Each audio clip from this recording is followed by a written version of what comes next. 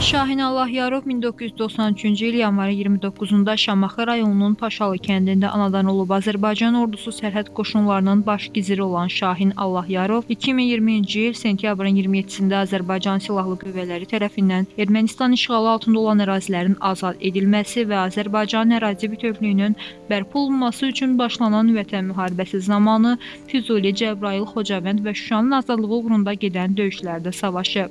Şahin Allahyarov noyabrın 1-də Şuşa döyüşləri zamanı şəhid olub. Quba rayonunun Zizik kəndində dəfn olunub. Azərbaycan ərazi bütövlüyünün təmin edilməsi uğrunda döyüş əməliyyatlarına qatıldığı və hərbi hissə qarşısında qoyulmuş tapşırıqların icrası zamanı vəzifə borcunu şərəflə yerinə yetirdiyi üçün Azərbaycan Prezidenti İlham Əliyevin sərəncamlarına əsasən Şahin Allahyarova ölümündən sonra Vətən uğrunda Şuşanın azad olunmasına görə, Xocavəndin azad olunmasına görə, Füzulinin azad olunmasına görə medalları və Vətən müharibəsi qəhrəmanı adı verilib.